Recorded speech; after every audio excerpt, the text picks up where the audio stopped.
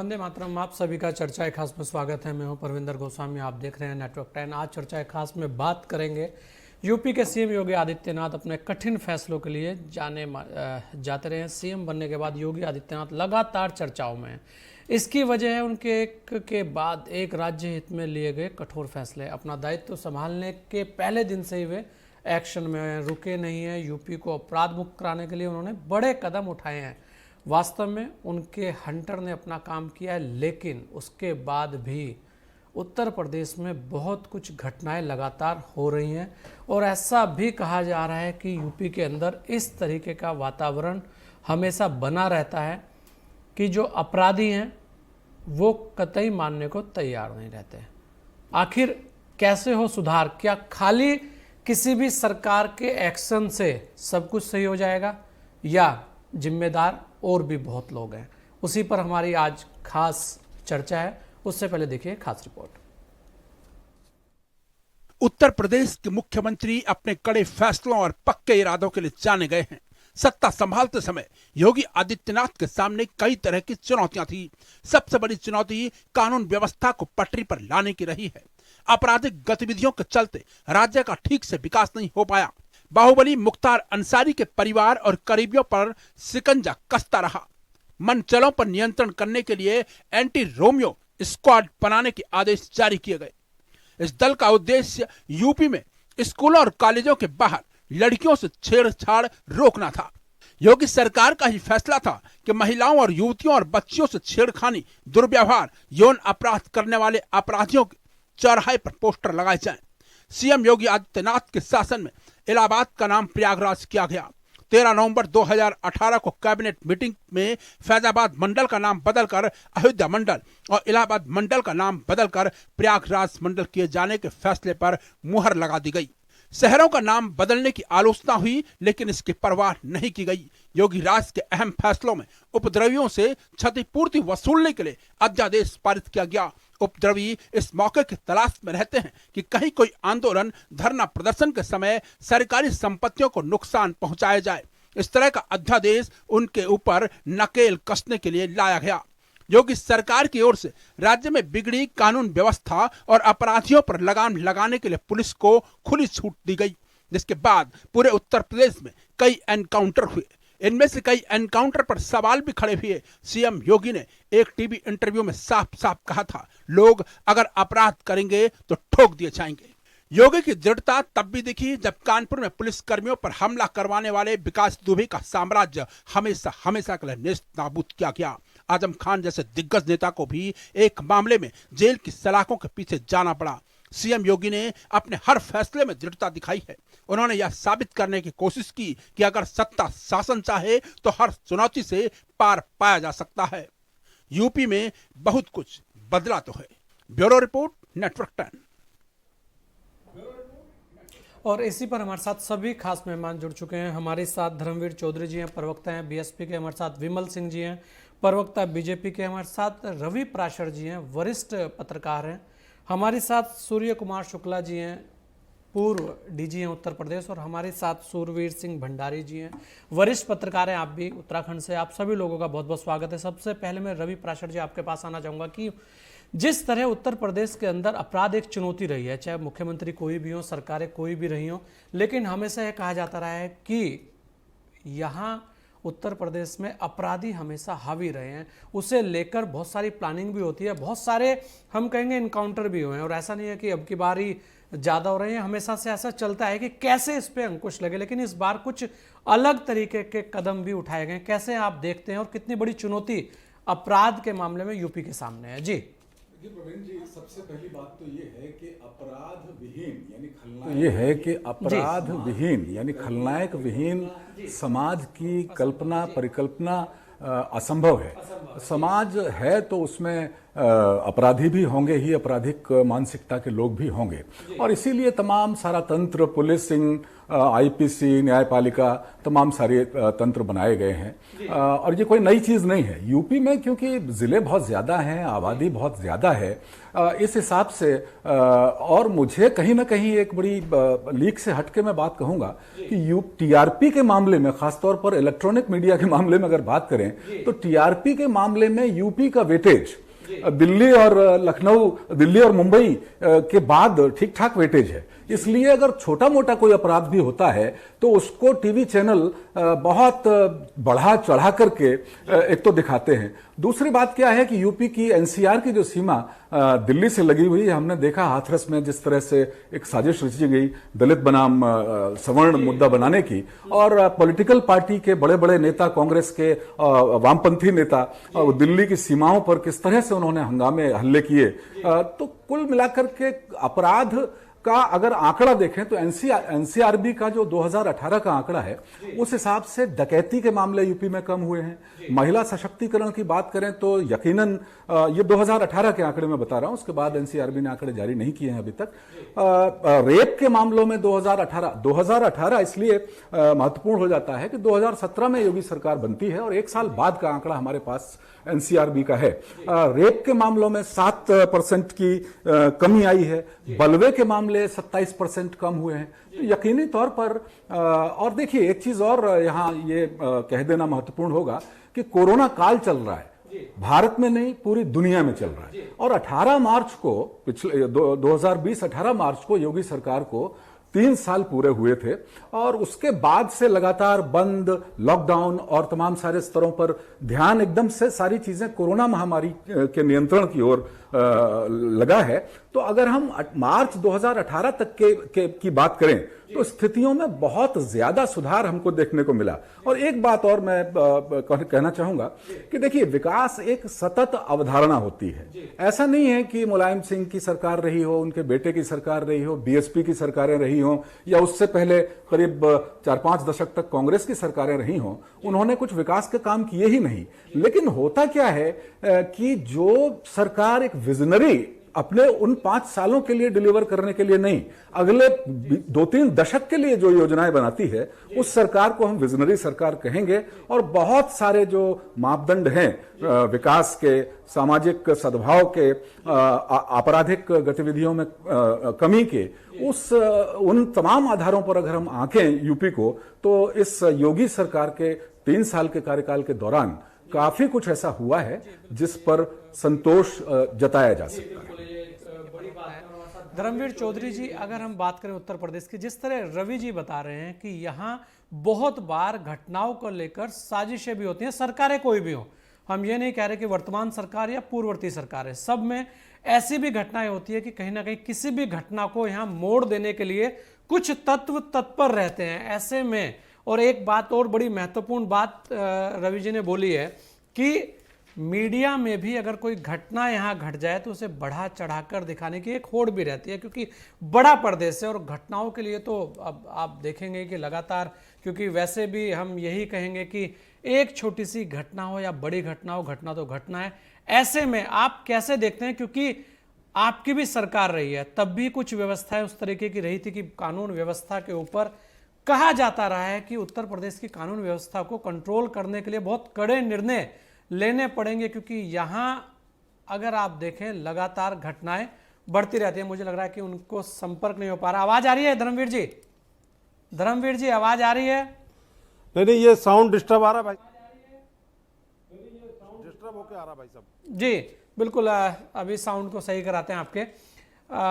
मैं आना चाहूंगा अपने सूरवीर भंडारी जी, मैं आपके पास आना चाहूंगा क्योंकि शायद इधर दिक्कत है। अगर मेरी आवाज आप तक आई है तो इस सवाल का जवाब आपसे ही ले लेते हैं। सूरवीर जी, मेरा तो स्पष्ट ये मानना है कि जतो राजा ततो प्रजा, प्राइमरीली और फंडामेंटली मैं इस बात को मान करके चलता हूँ कि अगर आप में राजनीति सुचिता है और आप अच्छे एडमिनिस्ट्रेटर हैं तो आप बहुत कुछ बदल सकते हैं।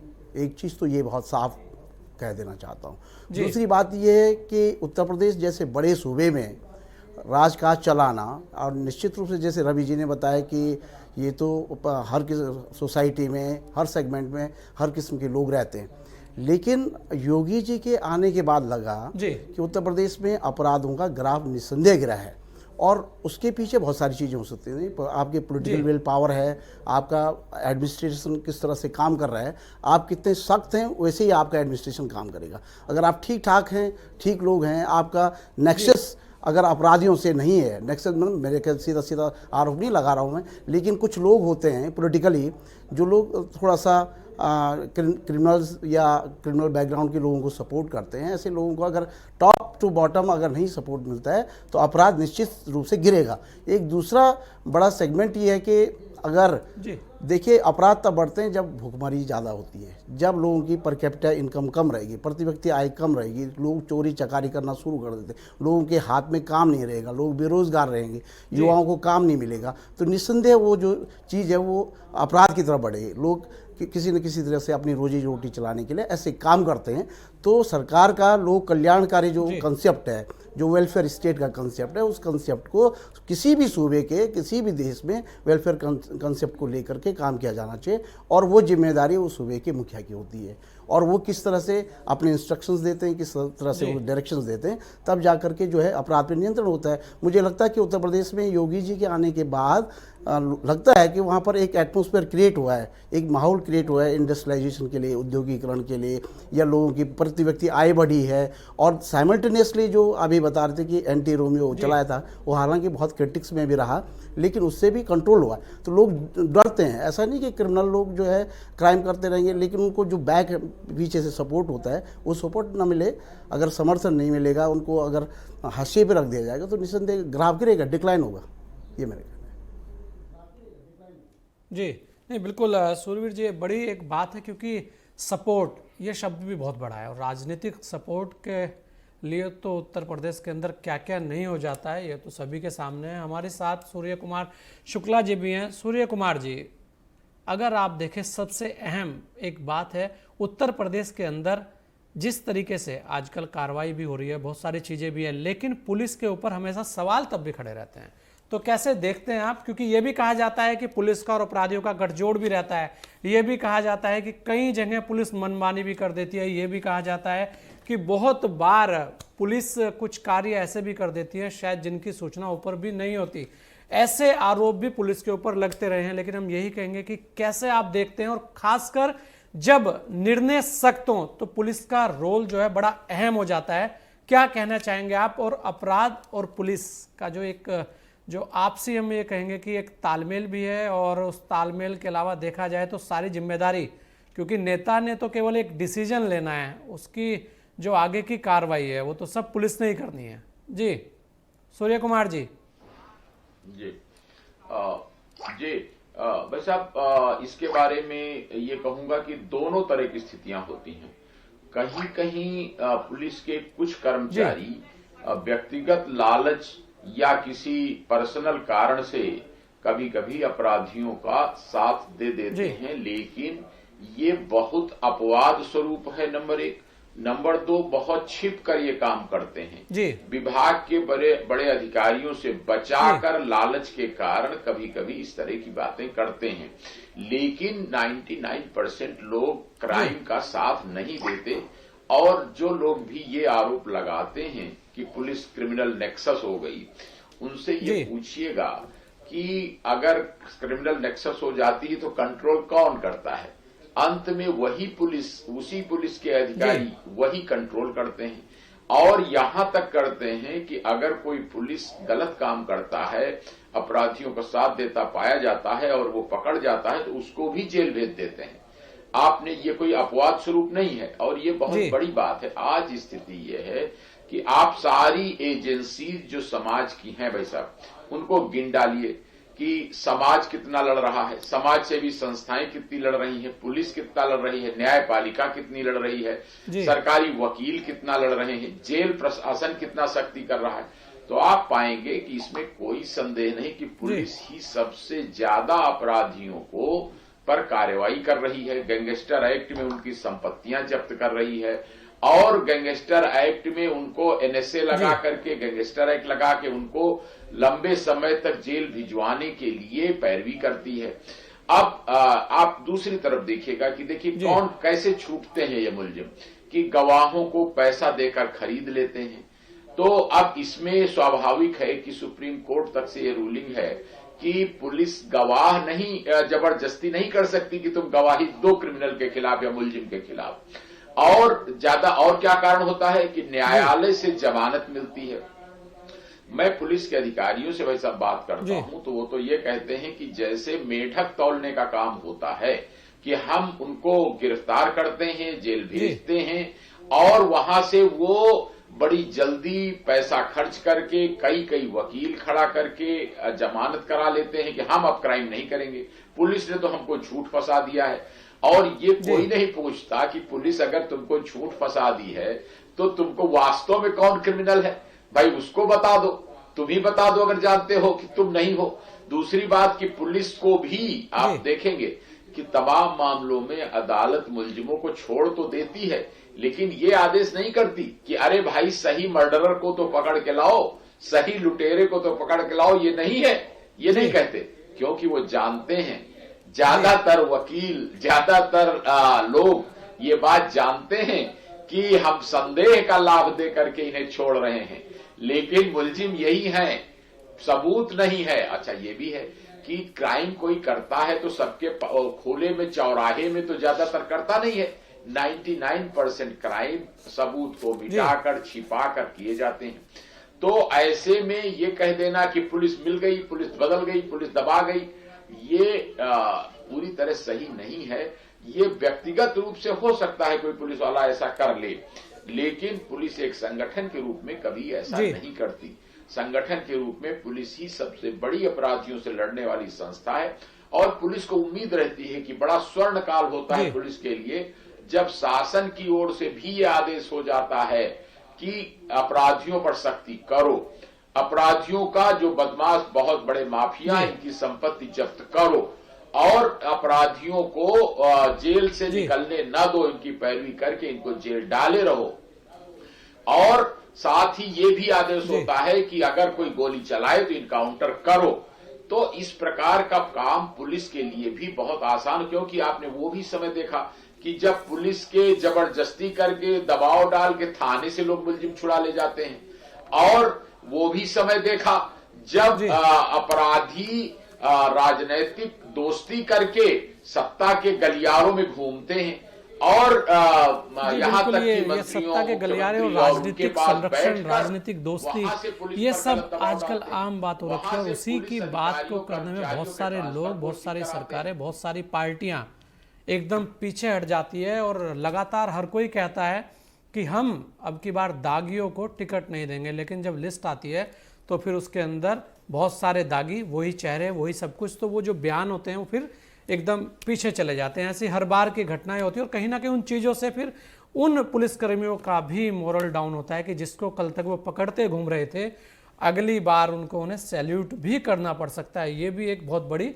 विडंबना है। हमारे साथ धर्मवीर चौधरी जी भी है। धर्मवीर चौधरी जी, कैसे देखते हैं आप उत्तर प्रदेश में वर्तमान की स्थितियों को, क्योंकि लगातार उत्तर प्रदेश बहुत बड़ा प्रदेश है, यहाँ पर बहुत सारे डिसीजन हो रहे हैं, बहुत सारी बातें हो रही हैं, लेकिन एक चीज हो रहे हैं, अगर धर्मवीर चौधरी जी आप देखेंगे कि मानव अधिकार आयोग की आड़ में बहुत सारे, हम कहेंगे, जो फैसले हैं, चाहे वो कड़े निर्णय हो या कुछ इस तरीके के फैसले हो जिससे कहीं ना कहीं अपराध रुक सकता है, उसकी आड़ में भी बहुत सारे अपराधी खेल खेल जाते हैं।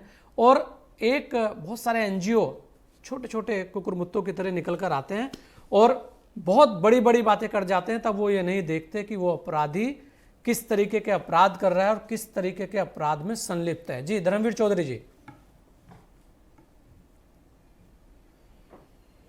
परविंदर जी, जरा मुझे सबसे लास्ट में आपने नंबर दिया है तो मैं चाहूंगा 10 सेकंड, आप 20 सेकंड मुझे दें तो मैं जरा विस्तार पूर्वक आपको बताऊं। नहीं, लास्ट में नहीं है जी, आपसे आपके बाद भी एक और है जी, आदित्यनाथ जी आपके बाद भी है धर्मवीर जी। उत्तर प्रदेश में जो ये योगी आदित्यनाथ जी की सरकार आई थी, ये जीरो टॉलरेंस पर वादा करके आई थी कि हम अपराध मुक्त प्रदेश बनाएंगे और राम राज्य लेके आएंगे। मैं आपको बता दूं कि मुझसे पूर्व एक वक्ता बोल रहे थे, एनसीआरबी 2017-18 की जो रिपोर्ट है उसमें सबसे ज्यादा जो हीनियस क्राइम हुए हैं, जिसमें माननीय उच्चतम न्यायालय ने कहा कि यहाँ स्थिति जंगल राज जैसी है, भयावह क्राइम है यहाँ उत्तर प्रदेश में। पहले बहन बेटियों के साथ में पूर्व की सरकार में बलात्कार होते थे, लेकिन ऐसे क्राइम जो कि जीभ काट ली गई, रीढ़ की हड्डी तोड़ दी गई, हाथ पैर काट दिए गए, आंखें फोड़ दी गई, ये इस तरीके के क्राइम पहली बार प्रदेश में देखने को मिल रहे हैं। और ये तभी होता है परविंदर जी, जब पुलिस का और सरकार का इकबाल खत्म हो जाए और माफिया का जादू सिर चढ़कर बोलने लगे क्राइम में, तब ऐसा होता है। आज प्रदेश की स्थिति यह है कि प्रदेश में पुलिस अपराधियों का इनकाउंटर नहीं कर रही है, अपराधी जो है वो पुलिस का इनकाउंटर कर रहे हैं। वो आपने देखा कि 8 पुलिस वाले सीओ साहब सहित बिकरू कांड में कैसे शहीद हुए। आज प्रदेश की हालत यह है कि पुलिस का इंस्पेक्टर सुबोध जो है वो सड़क पर मारा जाता है और अपराधी बदमाश जो है जेल के अंदर मारे जा रहे हैं। मुन्ना बजरंगी जेल की सलाखों के बीच में मारा गया, गोलियों से भून दिया गया। ये इस प्रदेश की क्राइम की स्थिति है। आज एक आईपीएस अफसर पाटीदार फरार चल रहा है, उसको उत्तर प्रदेश की पुलिस ढूंढ नहीं पा रही है। तो ये प्रदेश की हालत है। जब एक ईमानदार आईपीएस अफसर वैभव कृष्ण नोएडा का ये लिखता है कि एसएसपी के जिले बेचे जा रहे हैं, थाने बेचे जा रहे हैं, तो उत्तर प्रदेश के मुख्यमंत्री उन अपराधी किस्म के आईपीएसों पर जो क्राइम को बढ़ावा देते हैं, जो भ्रष्टाचार को बढ़ावा देते हैं, उन पर कोई कार्रवाई नहीं करते। उल्टा उस एसएसपी को पनिशमेंट दिया जाता है और उसका ट्रांसफर कर दिया जाता है। तो ये हालत है आज जो उत्तर प्रदेश में खादी और खाकी का जो गठजोड़ है, जो माफिया गठजोड़ है, वो कुलदीप सेंगर के रूप में आपने देखा। स्वयं जिस प्रदेश के मुख्यमंत्री के ऊपर आपराधिक मुकदमे दर्ज हों, संगीन आपराधिक मुकदमे, जिस डिप्टी सीएम के ऊपर संगीन आपराधिक मुकदमे दर्ज हों, जो कुलदीप सेंगर जैसे अपराधियों को बचाने का काम सरकार करे, जो राजा भैया जैसे माफिया सरगनाओं को मुकदमे वापस लेने का काम सरकार करे, जो चिन्मयानंद स्वामी जैसे बलात्कारियों के साथ खड़ी हो, ऐसी सरकार से आप क्या उम्मीद कर सकते हैं। आज उत्तर प्रदेश पूरे देश में क्राइम में नंबर 1 चल रहा है। यहां पर बहन बेटियों की इज्जत सुरक्षित नहीं है। जो आज स्थिति प्रदेश में त्राही त्राही मची हुई है, विकास का कोई, डेवलपमेंट का कोई मॉडल इनके पास नहीं है।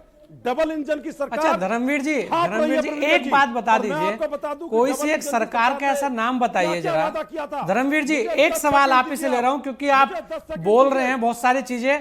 धर्मवीर जी, एक सवाल आपसे ले रहा हूं, एक सवाल खाली। ऐसी कोई सरकार का एक नाम बता दीजिए, क्योंकि यहां बहुत सारे वरिष्ठ मेरे लोग भी बैठे हुए हैं, कि जिसके अंदर इससे कम त्राहिमाम रहा हो।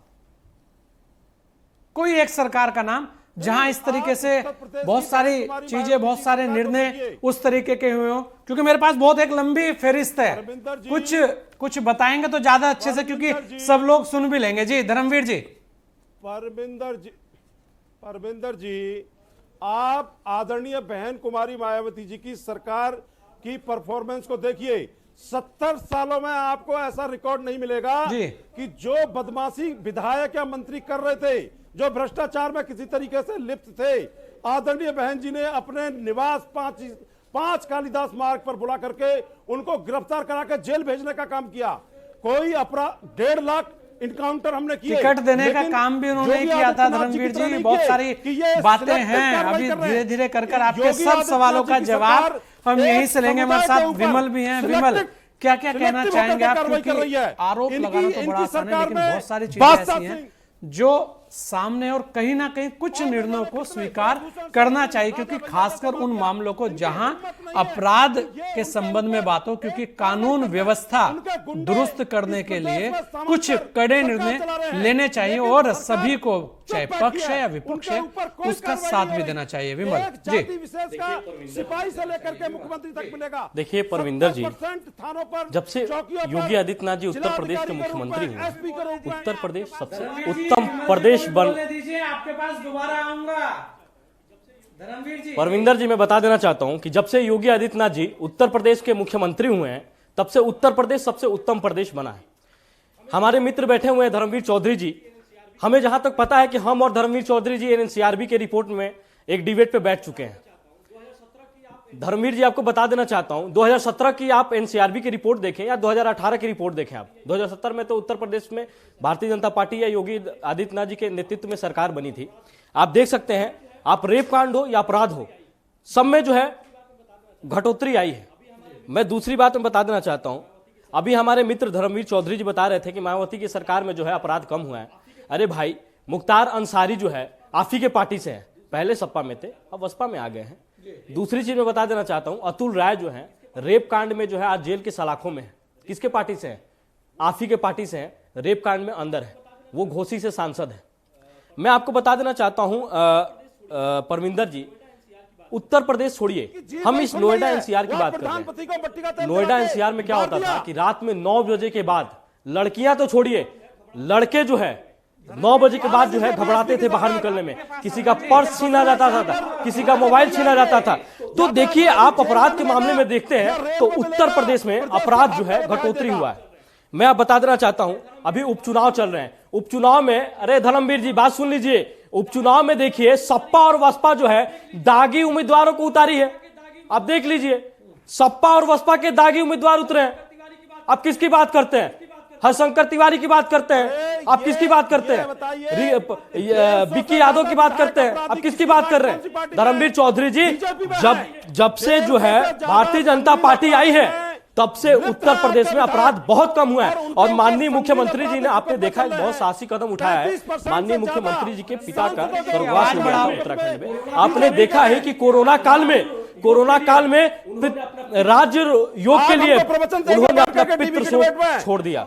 ऐसा कोई मुख्यमंत्री नहीं है, ऐसा मुख्यमंत्री मिला है उत्तर प्रदेश को जो उत्तर प्रदेश के लोगों के लिए, उत्तर प्रदेश के महिलाओं के लिए, उत्तर प्रदेश के गरीबों के लिए, उत्तर प्रदेश के किसानों के लिए अपना पितृशोक में जाना उन्होंने फोटो पर गोली मारने वाले। मैं आपको और बता देना चाहता हूं, बहुत सारी योजनाएं हैं जो उत्तर प्रदेश सरकार लाई है। आप देख सकते हैं, यही जो है उत्तर प्रदेश था कि जहां पे गांव-गांव में बिजली नहीं थी। यही उत्तर प्रदेश था कि जहां पे जो है, अगर हम बात करें तो गैस, हमारे प्रधानमंत्री द्वारा गैस वितरण किया गया। यही उत्तर प्रदेश था कि जहां पे जो है बहुत सारी चीजें थी जो नहीं थी। अपराध जो है, अपराध में आप देख रहे हैं कि लगातार बहुत सारी चीजें, बहुत सारी बातें हैं। धर्मवीर जी, आपके पास भी आऊंगा क्योंकि बात निर्णयों की है, बात तथ्यों की है। और जब बात तथ्यों पे होगी, चर्चा होगी, तो कहीं ना कहीं उसका समाधान भी निकलेगा।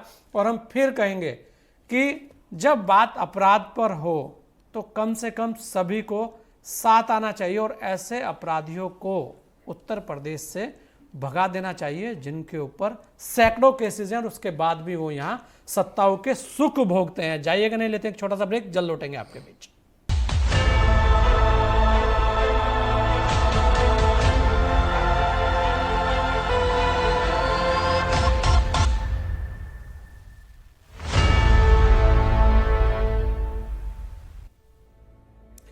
ब्रेक के बाद आपका स्वागत है। आज चर्चा खास में हम बात कर रहे हैं उत्तर प्रदेश की, जहां जिस तरह से उत्तर प्रदेश में कुछ ऐसे निर्णय हुए हैं जिन्होंने चौंकाया भी है। और वो निर्णय कहीं ना कहीं ऐसे लगते हैं कि अपराध पर अंकुश लगाने में कारगर साबित हो सकते हैं यदि पुलिस प्रशासन अपना काम सही से करे और उन निर्णयों को लागू करने में अपना पूर्णतः योगदान दे। हमारे साथ रवि जी भी हैं। रवि जी, अगर हम देखें, लगातार कुछ निर्णय ऐसे थे जैसे प्रदर्शनकारियों की तस्वीर को लगाना कि भाई अगर आपने सरकारी संपत्ति को नुकसान पहुंचाया है तो आपकी तस्वीर लगाई जाएगी और आपसे वसूली करी जाएगी, एक निर्णय। उसके बाद दूसरा निर्णय ये था कि अगर आपने छेड़खानी की तो आपका जो फोटो है वो वायरल कर दिया जाएगा। लेकिन आप देखेंगे कि जब इस तरीके के कठोर निर्णय होते हैं तो कहीं ना कहीं एक हमारे यहाँ शब्द है अभिव्यक्ति की आज़ादी, एक शब्द है मानवाधिकार, एक शब्द ये है कि आप एक फला धर्म को टारगेट कर इस तरीके के निर्णय ले रहे हैं। इसे देखते हुए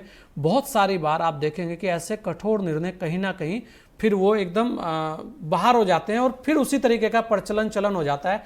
कहीं ना कहीं सरकारों को भी और जो विपक्ष है उसको भी देखना चाहिए कि अगर कुछ इस तरीके के निर्णय जिससे अपराध या इस तरीके की व्यवस्थाओं पर अंकुश लग सकता है तो उनका समर्थन भी करना चाहिए। और जैसे कि अभी आपसे बात भी हो रही थी, धर्मवीर जी ने बोला कि मायावती जी के शासनकाल को भी देखना चाहिए। तो आप तो सारी चीजें देखते हुए आ रहे हैं, हम आपसे ही जानेंगे कि क्या क्या हुआ और अब क्या हो रहा है जी। क्या हुआ और अब क्या हो रहा है जी। देखिए गोस्वामी जी, अपराध का नियंत्रण होना चाहिए, बिल्कुल होना चाहिए। लोगों को स्वच्छंद वातावरण में विचरण करने की आज़ादी होनी चाहिए। और उसके लिए नए नए जब भी हम देखते हैं कोई हीनियस क्राइम की बात कर रहे थे चौधरी साहब, तो हीनियस क्राइम जब भी कोई होता है तो ऐसा नहीं है कि सरकारें कानून जो पहले से ही मौजूद हैं उनको और कठोर नहीं करती हैं। निर्भया कांड के बाद हमने देखा कि महिलाओं के साथ जो जघन्य अपराध हैं उनके लिए बाकायदा एक कमेटी बना के कानून को और सख्त किया गया। और अब तो हम ये भी देख रहे हैं कि फास्ट ट्रैक अदालतें बनाई जा रही हैं, चार्जशीट एसआईटी गठित हो रही हैं, वो 10-10, 15-15, 20-20 दिन में चार्जशीट पेश कर रही हैं और न्याय त्वरित गति से हो रहा है। और जहां तक आपने नए तरीकों की बात की, तो यकीनी तौर पर मुझे लगता है कि समाज में अपराधियों का उन्मुक्त होकर के घूमना, उपद्रव फैलाने की मानसिकता, इसको रोकने के लिए जरूरी तौर पर कुछ सामाजिक प्रयास भी हमें करने चाहिए। इसमें कहीं कोई दो राय नहीं है। लेकिन ऐसे सामाजिक प्रयास जैसे आपने कहा कि पोस्टर लगा देना, इसके लिए मुझे लगता है कि पहले एक जनमत संग्रह कर लेना चाहिए, जिससे कि सरकारें ऐसे फैसले करें और उनके क्रियान्वयन में लाखों रुपए खर्च हो जाएं और फिर कोई फोरम, कोई अदालतें उनको हटाने का आदेश दें और उल्टे सरकार की आलोचना ज्यादा हो जाए। तो इसमें एक आम सहमति, एक तो राजनीतिक आम सहमति बनाने का भी प्रयास करना चाहिए और जनता के सुझाव लेने का भी प्रयास करना चाहिए। लेकिन नए नए तरीके हमें इजाद करने पड़ेंगे, क्योंकि एक बड़ा बेसिक सा मुहावरा है, आवश्यकता आविष्कार की जननी है। जैसे जैसे तू, और एक और मुहावरा में मुझे याद आ रहा है, तू डाल डाल में पात पात। तो अपराधी, अब जैसे साइबर दौर आया, तो साइबर दौर में अपराधियों ने अपराध करने के नए नए तरीके गढ़ लिए। मोबाइल आया तो फिर कानूनों में भी मोबाइल, जब ट्रैफिक कानूनों में भी मोबाइल चलाते समय, ड्राइविंग के समय अगर आप इस्तेमाल करेंगे, तो जैसे जैसे परिस्थितियां प्रकट होती हैं, विकास नए नए स्वरूपों में आता जाता है, वैसे वैसे कानूनों में और नियमों में बदलाव होता रहता है, अपने आप होता रहता है। और सक्षम सरकारें ये प्रयास करती रहती हैं। मुझे लगता है कि अपराध नियंत्रण का मामला सीधे सीधे पुलिस से ही नहीं जुड़ा हुआ है, वो समाज के दूसरी जो धाराएं हैं, शिक्षा का स्तर बढ़ाना है, रोजगार के अवसर बढ़ाने हैं, ये भी अगर पैरेलल करें तो पुलिस का काम हम आसान कर सकते हैं। क्योंकि बहुत सारे युवा वाहन चोरी जैसे अपराध कर रहे हैं, नशे के कारोबार से जुड़े हुए हैं। पोर्न कंटेंट मोदी सरकार ने सुप्रीम कोर्ट से आग्रह किया था कि वो स्मार्टफोन से हटाया जाए। अब हर हाथ में स्मार्टफोन है, इंटरनेट का बहुत दुरुपयोग हो रहा है। तो इस सब पर विराम लगाने के लिए समाज की तरफ से भी मुझे लगता है कि एक आवाज उठनी चाहिए। और अब एक बात जो आपने कही कि मायावती जी मुख्यमंत्री रहीं, अक्सर बीएसपी के जो नेता हैं वो जब भी टेलीविजन बहस में बैठते हैं, मैं देखता हूं एक पत्रकार के नाते, तो वो अपने उस काल को स्वर्णिम काल के तौर पर व्यक्त करते हैं। और कोई भी सरकार, कोई भी पार्टी करेगी, जाहिर है कि बीजेपी के प्रवक्ता मेरे बगल में बैठे हुए हैं, ये जाहिर है कि अपनी सरकार की बात करेंगे, कोई भी पार्टी करेगी स्वाभाविक तौर पर। लेकिन मेरा एक सवाल बीएसपी से है कि आप, बहन मायावती उत्तर प्रदेश में आजादी के बाद से अब तक के सियासी पॉलिटिकल हिस्ट्री में सबसे ज्यादा समय तक चीफ मिनिस्टर की कुर्सी पर रही हैं, ये एक सच्चाई है। भले ही विभिन्न गठबंधनों के साथ वो रही हों, लेकिन वो मुख्यमंत्री रही हैं सर्वाधिक काल तक। और एक चीज मुझे बता दीजिए कि बीएसपी हमेशा दलितों की, पिछड़ों की राजनीति की बात करती है। देश में इस समय भी सर पर मैला ढोने वालों की संख्या उत्तर प्रदेश में सबसे ज्यादा है। क्या वो 7 वर्ष से ज्यादा के समय में इनका पुनर्वास नहीं कर सकती थी? जो गैर कानूनी है, असंवैधानिक है, उन्होंने करोड़ों रुपए अपनी प्रतिमाएं बनवाने में, हाथियों की प्रतिमाएं अपना चुनाव चिन्ह प्रतिष्ठापित कराने में लगा दिए।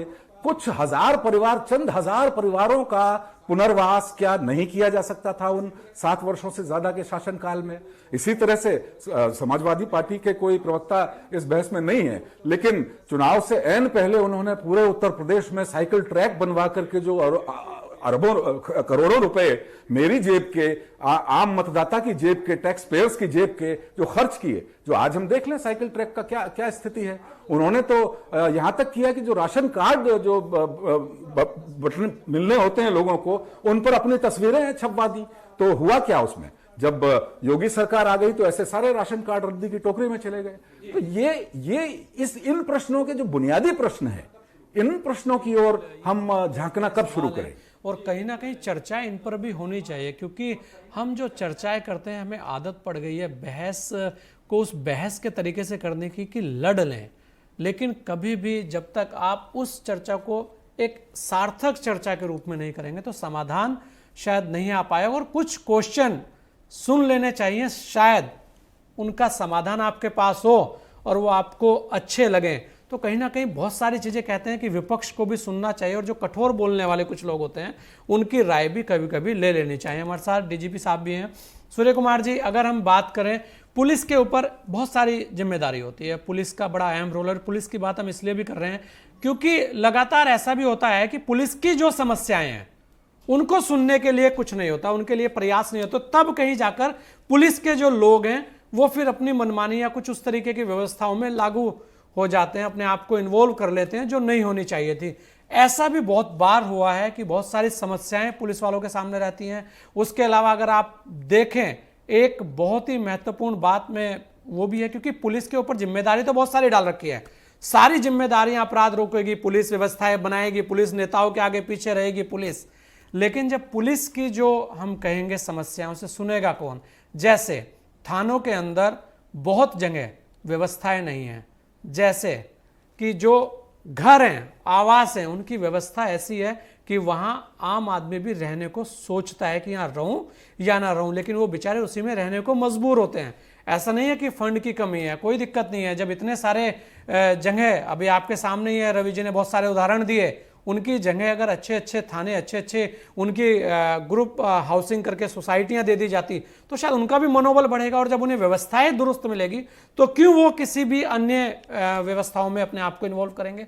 तो ये भी बड़ा सवाल है। इसे लेकर आप क्या कहना चाहते हैं और कैसे देखते हैं इन समस्याओं को? क्योंकि जब बात जिम्मेदारी की है तो जिम्मेदारी राजनेताओं को भी और पार्टियों को भी समझनी चाहिए कि पुलिस के प्रति भी उनकी कुछ जिम्मेदारियां हैं। जी सूर्य कुमार जी।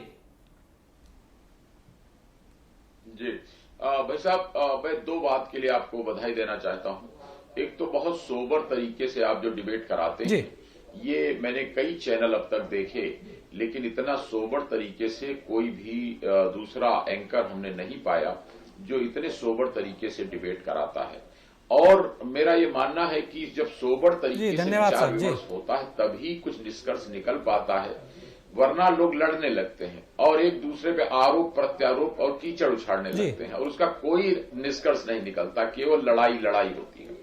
दूसरा, जो पुलिस की दिक्कतों की तरफ आपने ध्यान दिलाया, मैं उसके लिए आपको बधाई देता हूं, धन्यवाद देता हूं, क्योंकि आलोचना करना तो बहुत आसान है, लेकिन इन लोगों को मैं बताना चाहता हूं, जो दर्शक हैं, श्रोता हैं, कि पुलिस के लोगों का बहुत बड़ा कारण जो दुर्व्यवहार का होता है वो उनका टेंशन और फ्रस्ट्रेशन होता है। एक तो वो लगातार अपराधियों के साथ रहते रहते, कोई नॉर्मल आदमी को रख दीजिए तो वो पागल हो जाएगा, मैंने ये महसूस किया है। और लगातार तू बता कैसे चोरी की, कैसे मर्डर किया, कैसे लाश उठाया, इस तरह के माहौल में रहते रहते बहुत निगेटिव माहौल होता है वैसा। और दूसरा, जिस तरह आज तक पुलिस की ड्यूटी के घंटे में लिमिट नहीं लगी कि अरे भाई तुम 8 घंटे न कराओ ड्यूटी, 12 घंटे करा लो, लेकिन अब 18 घंटे 20 घंटे ड्यूटी कराओगे तो वो आदमी टेंशन में नहीं रहेगा, नींद आंखों में भरी हुई है, कोई आ रहा है तो वो उससे चिड़चिड़ाएगा नहीं तो क्या करेगा।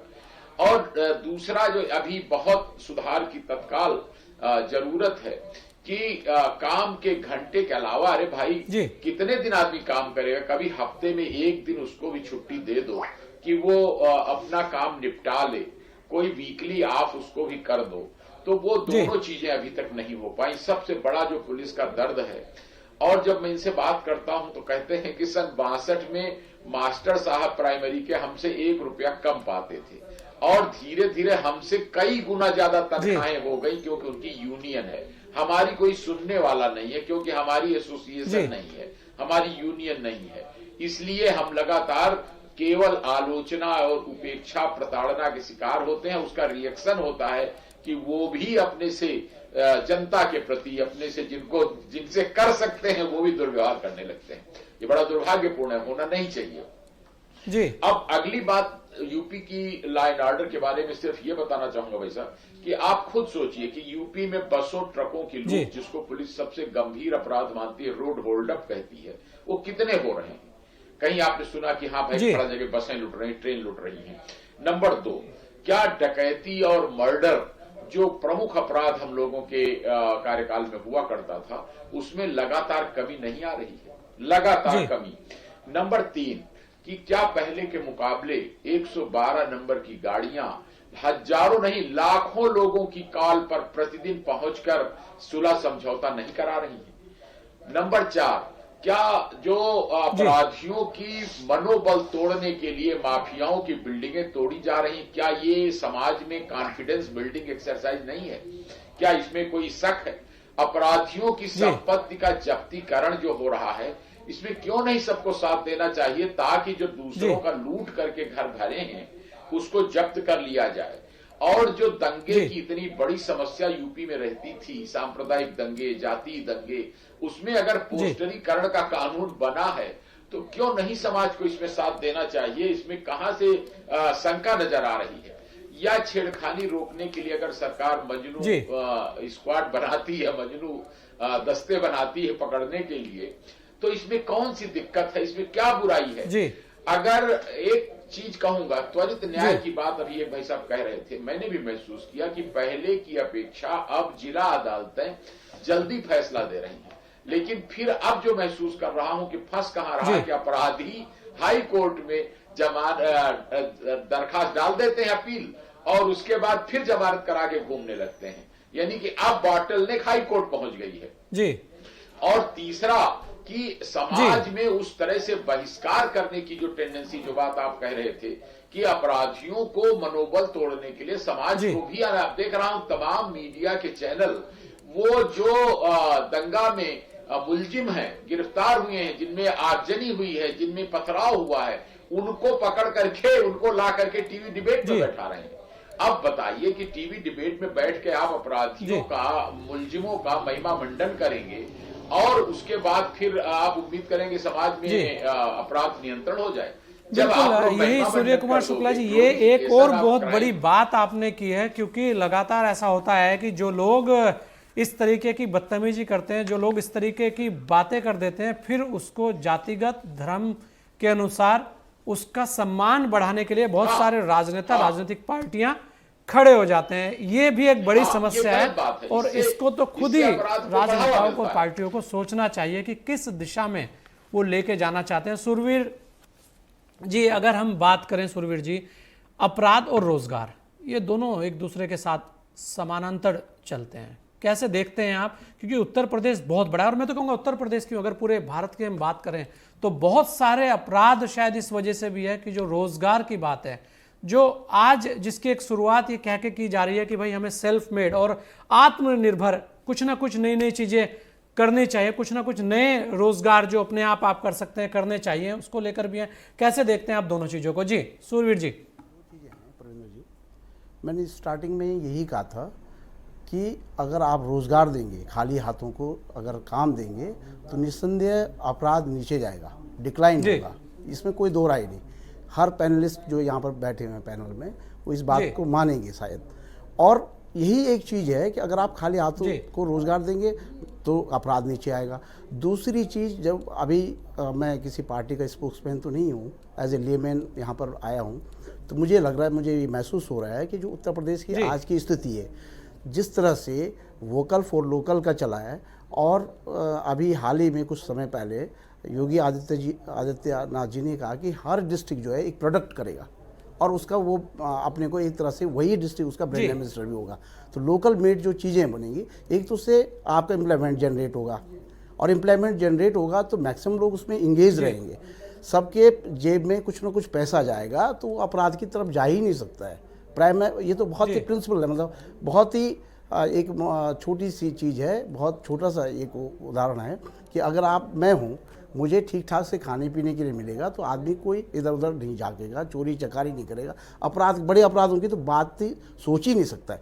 लेकिन अभी आपने एक रवि जी ने से आपने पूछा था कि ये जो पोस्टर लगाने वाला मामला है कि पोस्टर लगा देने चाहिए, तो इसमें रेफरेंडम की ज़रूरत ही नहीं है। उसको तो आप जितना डिस्करेज करेंगे अपराध को उतना अच्छा है। वो तो लगने चाहिए पोस्टर, अगर मैं कोई क्राइम करता हूँ मेरे पोस्टर लगने चाहिए कि भाई ये गलत आदमी है। सोसाइटी में डर बैठेगा, भय बिन होत न प्रीत, तुलसीदास जी ने कहा। तो जब तक भय नहीं होगा तब तक आदमी सुधरेगा नहीं। जब तक उसे सामाजिक तरीके से उसकी प्रताड़ना, मतलब सबसे बड़ी चीज़ है कि समाज क्या चाह रहा है, और समाज की प्रताड़ना अगर समाज प्रताड़ित करता है तो सबसे बड़ी वो है कोर्ट कचहरी पुलिस, तो बाद की चीज़ है। तीसरी चीज़ कि आज आईटी का, इंफॉर्मेशन टेक्नोलॉजी का ज़माना है। इंफॉर्मेशन टेक्नोलॉजी के हिसाब से जैसे आपने फॉर्मर डीजीपी साहब बता रहे थे कि साहब पुलिस को वास्तव में जो है कई घंटे काम करने को मिलते हैं, वो फ्रस्ट्रेट हो जाते हैं, टेंशन में रहते हैं। Undoubtedly I am agreed with him, totally agreed. But the thing is this कि आज के ज़माने में थोड़ा सा पुलिस को बहुत मदद मिल गई। सारी जगह चौक चौराहों पर सीसीटीवी कैमरेज के मार्फत और घरों के मार्फत होटल्स में, तो उससे भी अपराध पे कंट्रोल हो रहा है। अब आपने रोजगार से रिलेटेड मुझसे पूछा तो मैं तो एक ही चीज़ कहूँगा कि भाई जो लोकलाइट लोग हैं, जो जहाँ पर जो चीज़ रॉ मटेरियल मिलता है उसको आप बनाएं, अच्छे तरीके से बनाएं। उसके लिए गवर्नमेंट आपको मार्केट देगी या अपना मार्केट आप क्रिएट करें। एंटरप्रेन्योरशिप होनी, एंटरप्राइजिंग पर, तहसील स्तर पर उन रोजगारों को भी खोजना होगा जो आज विलुप्त हो चुके हैं, जो कारीगर चले गए हैं। कहीं ना कहीं वो सारी चीजें देखनी होगी, क्योंकि आत्मनिर्भर भारत की बात होगी तो कहीं ना कहीं आपको उन पुराने लोगों को भी खोजना होगा जो कलाकार थे, कलाकारी करते थे। हमारे साथ धर्मवीर चौधरी जी, कुछ निर्णय आपसे मैं पूछ रहा हूं, जैसे सीएम योगी ने घटाया मंडी शुल्क, उसे लेकर दूसरी बात लगभग 15 लाख कर्मचारियों को बोनस, तीसरी बात नुकसान की रिकवरी के लिए अध्यादेश, बहुत सारे निर्णय, प्रदर्शनकारियों की तस्वीर लगाने की बात, आखिर और भी मिशन शक्ति को लेकर बात हो, और बहुत सारी चीजें हैं। अगर हम देखें लगातार प्राइवेट यूनिवर्सिटी की बात हो या पुलिस अधिकारियों को जबरन रिटायरमेंट देने की बात हो, ऐसे बहुत सारे निर्णय हैं।